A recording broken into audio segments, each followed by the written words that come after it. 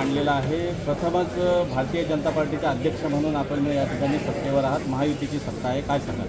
खऱ्या अर्थानं हा एक अभूतपूर्व असा आपण बजेट सादर करण्याचा प्रयत्न केला आहे. रायगड म्हटलं तर छत्रपती शिवाजी महाराजांची राजधानी आणि ज्या पद्धतीने छत्रपती शिवाजी महाराजांना अभिप्रेत असा जो राज्यकारभार करायचा आहे त्या पद्धतीने हा राज्यकारभार करण्याचा प्रयत्न करणार. यात आपण महिलांचा विषय असेल, विद्यार्थ्यांचा विषय असेल आणि सर्व इन्फ्रास्ट्रक्चरचा विषय असेल, याच्यावर पूर्णपणे उहापोह करून येणाऱ्या काळात हा गतिमान पद्धतीने कसं काम होईल आणि हा रायगड जिल्हा विकासाच्या दृष्टिकोनातून कसं पुढे जाईल यासाठी हा आपण अर्थसंकल्प सादर करत आहोत. याच्यामध्ये आपण जर ठळक बघितलं तर छत्रपती शिवाजी महाराजांची राजधानी हा रायगड जिल्हा आहे आणि इथे आपण यावर्षी तब्बल 70 लाखाची तरतूद आपण 25 लाखापासून 70 लाखाची केलेली आहे. कारण रायगड किल्ल्यावर जे शिवप्रेमी आहेत ते लाखोच्या संख्येने ह्या रायगडच्या किल्ल्यावर येत असतात. त्यांच्या सुविधा झाल्या पाहिजे त्यासाठी आपण प्रयत्न करत आहोत. आज आपण ज्या अंगणवाडी आणि आपला जो महत्त्वाचा स्तंभ आहे तो विद्यार्थी शिकला तर देश पुढे जातो आणि त्या संदर्भात सर्वप्रथम आपली जी सुरुवात होते ती अंगणवाडीच्या माध्यमातून होते. आज जर आपण याच्यामध्ये बघितलं तर साधारणतः रायगड जिल्ह्यामध्ये 500+ अशा अंगणवाडी आहेत किंवा जिथे विद्युत व्यवस्था नाही आहे. त्यामुळे आपण सर्व अंगणवाड्या 100% विद्युत जोडणी व वायफाय सुविधा देऊन त्या तिथे आपण LED आपण देणार आहोत. त्यामुळे मुलांना अत्याधुनिक पद्धतीने त्यांना शिक्षण घेता येईल. त्याच पद्धतीने बालकल्याणच्या माध्यमातून सर्व जे आपल्या बालक आहेत त्या सर्वांना आपण 100% सगळ्या बालकांना आपण गणवेश आपण ह्यावेळी देतोय. आरोग्याच्या दृष्टिकोनात विचार केला तर प्राथमिक शाळेतील मुलांकरिता सॅनिटरी नॅपकिन पुरवण्याची नाविन्यपूर्ण योजना आपण ह्या बजेटच्या माध्यमातून घेतली. आपण शिक्षण विभागाच्या माध्यमातून बघितलं तर जेवढ्या आपल्या रायगड जिल्हा परिषदेच्या मराठी शाळा आहेत ते ई-लर्निंग म्हणजे डिजिटलायझेशन आपण करत आहोत. त्यासाठी सर्व शाळांना LED संच, महिलांच्या मुलींच्या संरक्षणाच्या दृष्टिकोनातून सर्व शाळांमध्ये CCTV तसेच मुलींसाठी स्वच्छतागृह म्हणजे टॉयलेट्स हे वेगळ्या पद्धतीने आपण करतोय. याच्यासाठी आपण विशेष भरीव तरतूद केलेली आहे. त्याच पद्धतीने रायगड जिल्ह्यात अतिशय नामवंत खेळाडू होऊन गेले. आता कबड्डी असेल, क्रिकेट असेल, वेगवेगळ्या पद्धतीचे खेळ असतील, यातील खेळाडूंचा सत्कार झाला पाहिजे, त्यांना सन्मान मिळाला पाहिजे. यासाठी आपण रायगड रत्न पुरस्कार देऊन या वर्षीचा नवीन हेड आपण क्रिएट केलेलं आहे. त्याच पद्धतीने शिष्यवृत्ती विद्यार्थ्यांच्या फीमध्ये 50 लक्ष तरतूद आपण केलेली आहे. ग्रामपंचायत समाज कल्याणच्या माध्यमातून आपण जे दिव्यांगांना जेवढे दिव्यांग आहेत त्यांना घरकुल पुरवणे, विशेष शाळा शैक्षणिक साहित्य देणे हा सुद्धा आपण काम करत आहोत. ग्रामपंचायत उत्पन्न वाढीसाठी स्वतंत्र कर संकलन प्रणाली केले की तुम्ही घर बसल्या तुमचं किती टॅक्स बाकी आहे आणि घर बसून तुम्ही तुमचं टॅक्स भरू शकता. अशा पद्धतीचं कर संकलनसाठी आपण 25 लक्षाची आपण हे केलेली आहे. त्याच पद्धतीने आरोग्य केंद्र जेवढे आपले आहेत तिथे 100% सोलर आपण संच बसवणार. कारण कुठल्याही ज्या ठिकाणी विद्युत व्यवस्था आहे तिथे सोलर संच बसून आपण त्याचं काम करणार आहोत. ज्या पद्धतीने सौर घरगुती दीप संच खरेदीवर 75% अनुदान देण्याचं आपण काम करणार आहोत. भटक्या कुत्र्यांचं निर्बीजीकरण व लसीकरण करण्यासाठी आपण काम करणार आहोत. आज रायगड जिल्हा प्राथमिक शाळांना सोलर सिस्टीम व CCTVसाठी 1,39,00,000 रुपयाची आपण आज तरतूद केलेली आहे. रायगड जिल्ह्यातील क्रीडा निपुण दाखवणाऱ्या खेळाडूंना रायगड रत्न पुरस्कारसाठी 15 लक्षाची आपण तरतूद केलेली आहे. जिल्हा स्तरावर आरोग्य मेळावे घेऊन आज महिलांसाठी जे चांगलं आपल्याला महत्त्वाच्या गोष्टी असतील त्या आपण याच्या संदर्भात करत आहोत. श्वान दंश, सर्पदंश व विंचूदंश लस व औषध खरेदी यासाठी 20 लक्ष रुपयाची आपण तरतूद केलेली आहे. कृषी विभागासाठी पण आपण चांगल्या योजना आणल्या. समाज कल्याण विभागासाठी आपण यावर्षी 31 कोटीची एक मोठी तरतूद आपण केलेली आहे. न भूतो न भविष्यती 175 कोटीचा आपण अर्थसंकल्प मांडला आणि तो अंतिमतः 235 कोटीपर्यंत जाईल अशीच आमची भावना आहे. ज्या पद्धतीने देशात नरेंद्र मोदी साहेबांचं काम चालू आहे, राज्यामध्ये देवेंद्र फडणवीसांचं काम चालू आहे, त्या धर्तीवरच रायगड जिल्ह्यात काम करण्याचा आम्ही मानसिकता आपली आहे. फक्त शेष पांड्यावर अवलंबून न राहता केंद्रात आमचं सरकार आहे, राज्यात आमचं सरकार आहे आणि तिथून निधी आणण्याचं काम आणि करण्याची ताकद ही आमच्यात आहे. आणि येणाऱ्या काळात रायगडमध्ये मोठा निधी केंद्रातून राज्यातून आणून या रायगडचा सर्वांगीण विकास करण्याचा आम्ही निश्चित प्रयत्न करू. आम्ही भारतीय जनता पार्टी, शिवसेना, उभाटा गट, राष्ट्रवादी अजित पवार गट आणि सर्व पक्ष मिळून आम्ही सर्वांना सोबत घेऊन फक्त विकास ह्या दृष्टिकोनातून पुढे जाणार आहे. मी हा रायगड जिल्ह्याचा एक अध्यक्ष म्हणून कोणत्याही पक्षाची तमा न बाळगता रायगड जिल्हा कसा पुढे जाईल आणि प्रत्येक समाज घटकातील येणाऱ्या प्रत्येकाचं काम करण्याचा आपण निश्चित प्रयत्न करू. येणाऱ्या काळात पत्रकारांच्या ज्या विषय असतील, ज्या तुमच्या पत्रकार बंधूंच्या ज्या मागण्या असतील विकासाच्या संदर्भात त्या सुद्धा फुलफिल करण्यात 100% चिलकी अर्थसंकल्प कसं काय गतवर्षीचा अर्थसंकल्प आणि याच गेल्या यंदाच्या गत वर्षीचा जो अर्थसंकल्प होता तो 85 कोटीचा होता. ह्या वर्षीचा अर्थसंकल्प आपण 175 कोटी म्हणजे साधारणतः 90 कोटी एक्स्ट्राचा आपण अर्थसंकल्प मांडून एक इतिहास घडवला आहे. नाही, शिर्के अर्थसंकल्प आहे का? 10,90,000 शिल्कीचा अर्थसंकल्प आहे. काही प्रश्न असतील, काही सूचना असतील तर अध्यक्ष महोदयांना आपल्याला वेळ दिलेला आहे, आपण विचारू शकता. पर्यटन विकासासाठीच आपलं म्हणणं योग्य आहे की जे रायगड जिल्ह्याचं पर्यटनाचं क्षेत्र वाढतं आहे त्या दृष्टीने पाहिजे.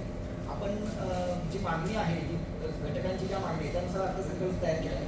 पर्यटनासाठी शासनाच्या वेगवेगळ्या योजना आहेत आणि ग्रामपंचायतींचा जो वित्त आयोगाचा त्यांना निधी मिळतो त्या संदर्भात अध्यक्ष महोदय आणि पदाधिकाऱ्यांनी असा एक निर्णय घेतला आहे की आपण तो वित्त आयोगाचा निधी जो आहे तर त्या वित्त आयोगाच्या निधीसाठी ग्रामपंचायतीला काही विशेष सूचना देऊन तो त्या माध्यमातून आपण पर्यटनासाठी प्रयत्न करूया. सध्या तरी आता आपल्याला जिल्ह्याच्या याच्यामधून बजेटमधून आपण इतकी प्रोव्हिजन केलेली नाही. हे जरी खरे असली तरी भविष्यात आपण करू शकतो. अत्याधुनिक केल्यानंतर त्या शाळेमध्ये मुलांचा ओढ होईल. त्यासाठी आपण आता सर्व शाळांना वायफाय देतो, LED देतोय. त्याच पद्धतीने आपण सर्व शाळांना सोलर, पाण्याची व्यवस्था, शौचालयाची व्यवस्था देतो. त्याच पद्धतीने आपले जे शिक्षक आहेत ते वेल ट्रेंड आहेत. फक्त आता त्यांची मानसिकता सुधारण्याची गरज आहे. कारण जर आपण देशामध्ये बघितलं तर MPSC, UPSCची जी एक्झाम जी मुलं पास होतात ती वर्णाबळ लँग्वेज असतात तिथून मुलं शिकल्यामुळेच ती पुढे जातात. त्यामुळे मराठी शाळांना कसे विद्यार्थी संख्या वाढेल यासाठी निश्चित या 5 वर्षाच्या कालावधीत आम्ही रात्रंदिवस मेहनत घेऊन त्याचं काम करू. अध्यक्ष महोदयांनी जे उत्तर दिलं मी पुढे होतो की रायगड जिल्हा परिषदेच्या शिक्षण विभागासाठी जी तरतूद सर्व शाळांची देखभाल दुरुस्ती करणे आणि तिथं विशेष सुविधा देणे यासाठी 8 कोटी आणि इतर 3.5 कोटी असं जवळपास 12.5 कोटींचा निधी आपण शिक्षण विभागासाठी ठेवले. त्याच्यावर आपण आढावा घेऊन शिक्षण समायोजन, समुपदेशन आणि नवीन भरतीच्या माध्यमातून आपण सर्व जागा भरण्याचा निश्चित प्रयत्न करू. केंद्रात आपलं सरकार आहे, राज्यात आपलं सरकार आहे. निश्चित आपण या संदर्भात संबंधित विभागाशी बैठक घेऊन हे काम जोरात करू.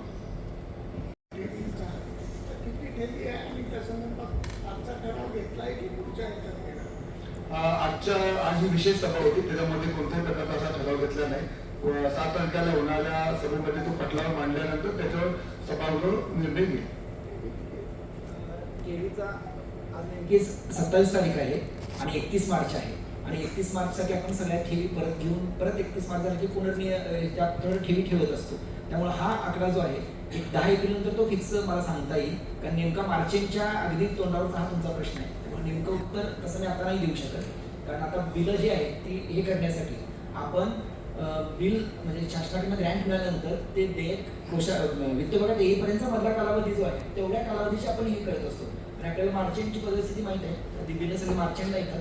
त्यामुळे आम्ही त्याला ठेवी आहेत त्या मॅक्झिमम ठेवी परत घेतले. त्यामुळे आता जो ठेवीचा आकडा जर मी सांगितला तर तो तितकासा खरा असणार. तर मागच्या वर्षी अध्यक्ष महोदय, उत्पन्न वाढ प्रश्न बरोबर आहे. दरवर्षी काही थकबाकी मिळणार नाही. त्यामुळे एकदाची दिवाळीनंतर काय तुमचा असा प्रश्न आहे.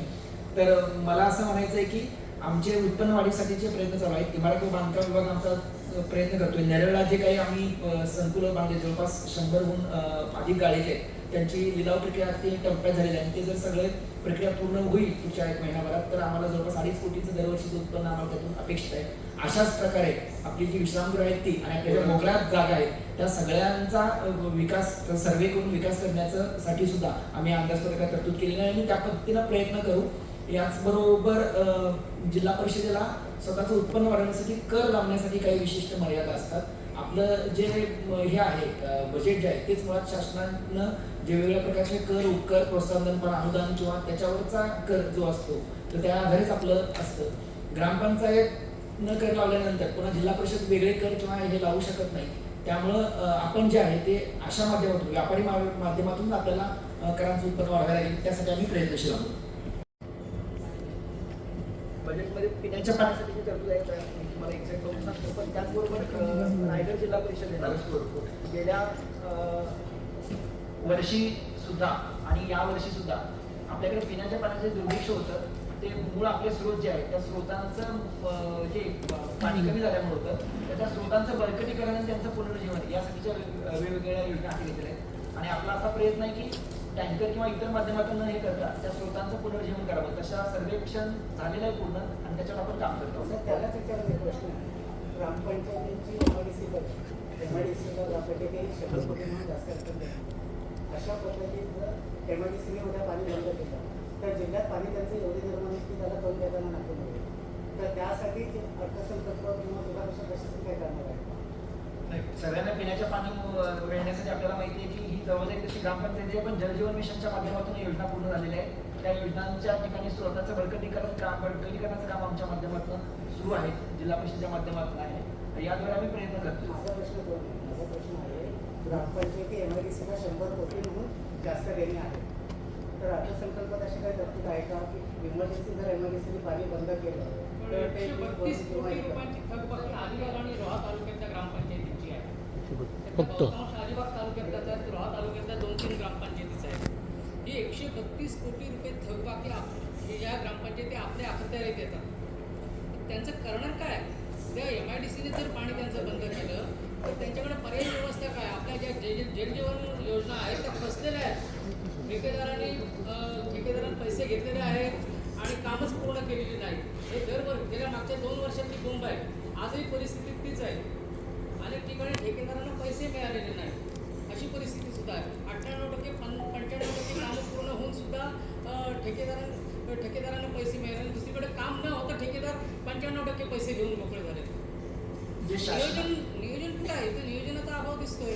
कारण केंद्राची योजना असली तरी ती जिल्हा परिषद राबवते आहे. आणि आजही आता मार्च महिना, एप्रिल आणि मे 2 महिने जायचे आहेत. जलजीवनच्या योजना राबवणार कधी आणि लोकांना पाणी मिळणार कधी? शासनाच्या ज्या महामंडळाच्याकडनं जे आपण पाणी घेतो त्यासाठीचं जे पाणीपट्टी आहे ती बऱ्याच वेळेला ग्रामपंचायतींच्या पोटी व्हायची आहे की आपण शासनाकडे प्रस्ताव त्याबाबत त्यांचा प्रश्न तोच आहे. उद्या 132 कोटी रुपये जर पैसे नाही आणि थांबवलं तर काय? MIDCने बंद केला MIDCने तर काय? तर करणार काय? आपत्कालीन किंवा अत्यावश्यक सेवा म्हणून त्याच्यासाठी जे आहे ते सगळ्या उपाययोजना करण्यात येईल. जो समाज कल्याणचा 20% निधी आहे त्यातनं आम्ही बारमाही रस्त्याने कनेक्ट नसलेल्या आदिवासी पाड्यांची कामं घेतली आहेत. ह्या वर्षी सुद्धा घेतली होती. ह्या वर्षी अराउंड 25-26 रस्ते तसे बनवले त्यातनं आम्ही, आणि आता पुढील वर्षी सुद्धा त्यासाठी तरतूद ठेवली आहे.